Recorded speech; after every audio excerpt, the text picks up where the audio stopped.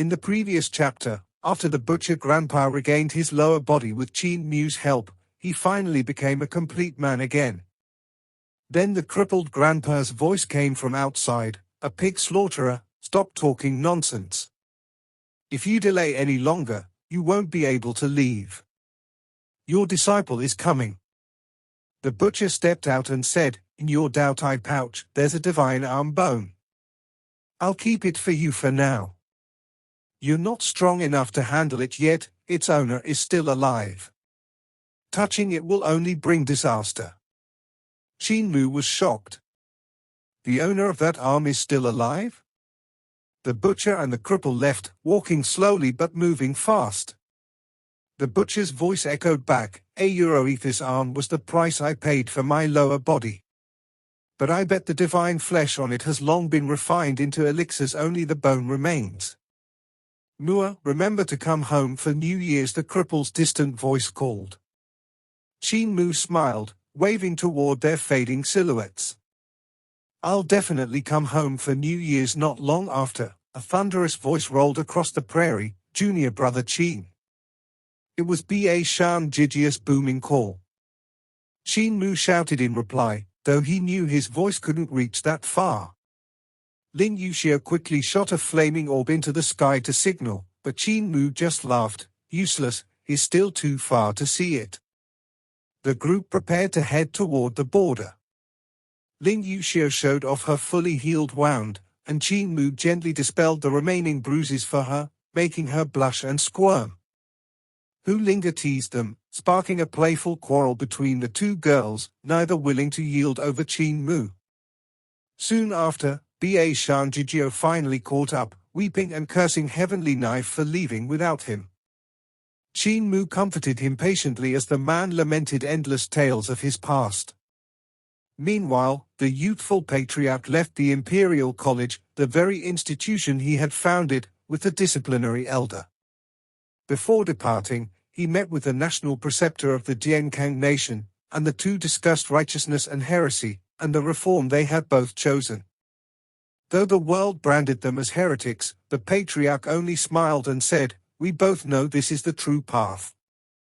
The national preceptor bowed deeply to his lifelong mentor before turning away amid the bustling capital. The Patriarch simply said, "Go. The young sect master's enthronement awaits." At the border, Ba Shan Jijio led Qin Mu and Ling Yuxia through a barbarian desolate country encampment. On the city gate stood a young warrior, Bang Gongswa, whose fierce boxing caught Jijia's attention, a prodigy destined for greatness. None knew he would soon become the vessel for the Grand Elder's reincarnation.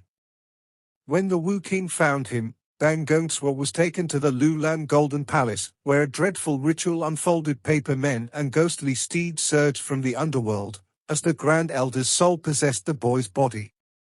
At the same time, Qin Mu, following the Patriarch's command, journeyed to Yong Prefecture, leaving Ling Yuxia behind in quiet sorrow.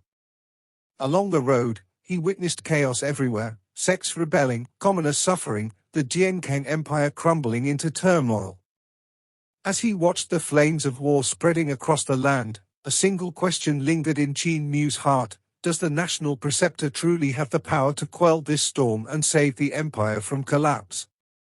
On his journey to Yong Prefecture, Qin Mu was astonished by the sheer number of divine ability users along the way. The true might of the Jiankang Empire was far beyond imagination. Once the rebellions were quelled, that scattered power, he realized, would merge into one, making the empire even stronger. Upon reaching Yong Prefecture, Qin Mu found peace and prosperity in stark contrast to the chaos of Luo City. Here, martial practitioners used spells to help farmers harvest rice, plow fields, and pick fruit. Encountering a few Heavenly Saint Sect disciples, Qin Mu taught them the wind-sweeping ground technique, showing how to turn a mere spell into a saber, utter revelation that left them in awe. The youthful Patriarch appeared soon after, praising Qin Mu as worthy of inheriting the great educational Heavenly Devil scriptures. Together they discussed the sect's future, building schools within the sect to keep pace with the new age. When they arrived at the city lord's mansion, Now serving as the sect's headquarters, the elders were already assembled. Granny Sai entered graceful, alluring, and commanding, silencing the hall. Moments later, Saintess Sai Yunxiang, Qin Mu's former classmate, appeared, marking the beginning of the grand succession ceremony. Qin Mu was stunned. The Saintess looked exactly like Granny Sai, the very woman he had mistaken her for. Their uncanny resemblance left him confused, while Sai Yunxiang bowed with calm pride, her gentle eyes hiding a subtle rivalry. Noticing that Martial King Han had not arrived, the youthful patriarch sighed, suspecting tragedy. He raised his hand and commanded, "Unfurl the banners, return to Sacred Forest Mountain." In an instant, the city lord's mansion vanished, transporting everyone to a sacred peak floating in the void, the birthplace of the Heavenly Saint Sect. Beneath an ancient pine, the Patriarch recounted the origin of the sect and the meaning of the 3 knowings and 3 establishments, the path to sainthood. He then passed down the mantle, inviting Qin Mu to sit upon the sage's stone, officially recognizing him as the new sect master of the Heavenly Saint Sect. As the elders bowed, Granny Sai stepped forward, but her voice suddenly changed. Within her body resided Lai Qianqing, the previous sect master. The old master's divine essence poured into Qin Mu's brow, filling his mind with a chorus of gods, devils, and Buddhas, the echoes of a saint's teaching from the dawn of the sect. Meanwhile, in the capital, the national preceptor of the Jiankang nation received alarming news about the strange phenomena in Yong Prefecture. His steward rushed in, panic-stricken, but the preceptor merely said, I know." Calmly, he revealed the truth. The Patriarch of the Heavenly Saint Sect was once the High Priest of the Imperial College, his own teacher, the man who had first guided him to transcend sectarian boundaries. To him, the Patriarch was no enemy, but a wise and open-hearted sage. Elsewhere, both the Tao sect and the Great Thunderclap Monastery were shaken. The Tao Master ordered the new sect master of the Heavenly Saint Sect to be found and eliminated, while Buddha Tathagata suspected that Saintess Sai Yunxiang was connected to the demonic path. Across the world, powers gathered. The storm was coming. Back atop Sacred Forest Mountain, during the initiation, Qin Mu entered a profound trance. He found himself in the distant past, standing beneath the same ancient pine, watching a saintly woodcutter chop wood as he preached the Tao. Each swing of the axe contained cosmic truth, every word revealed divine mystery. When Qin Mu opened his eyes, he realized the vision was no dream. It was the inherited memory of countless generations of sect masters, passed down through the ceremony of enlightenment. The great educational heavenly devil scriptures had no fixed form. Each sect master had to comprehend and shape their own path. It was not something to learn, but to realize.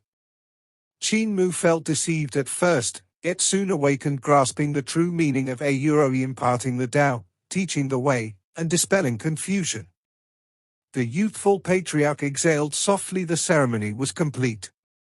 Granny Sai's body trembled as her voice deepened, turning into the aged tone of the former sect master, Lai Qianqing, "Master, I am no longer the holy sect master. Please, allow me to eradicate the heart devil within myself." Lai Qianqing, once a legend of the Heavenly Saint Sect, had chosen his own ending. When he became the heart devil within Granny Sai's Tao heart, he accepted that he might either be refined away or take over her body. In the end, both paths led to one, Auroi, whether for good or ill, this is my choice. The Patriarch merely sighed, and did not interfere. When Granny Sai awoke, she smiled gently, as if nothing had happened.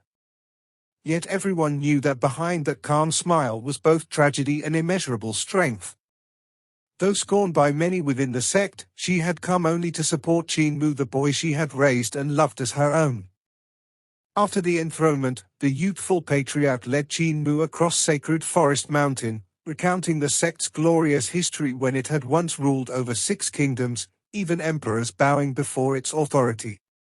He taught Qin Mu the art of leadership and guidance, advising him, "The sect master need only set direction, let others handle the rest. No leader can bear everything alone." Qin Mu resolved to establish learning halls, bringing education and knowledge to the sect so it could advance alongside the reforms of the Jiankang Empire. The Patriarch praised his foresight, then quietly took his leave. Escort 1,000 miles, and parting must still come. With one final leap, the youthful Patriarch vanished into the boundless sky, leaving Qin Mu bowing deeply, his heart heavy with respect and sorrow. When the banners fell and the elders departed, Qin Mu officially assumed his duties as sect master.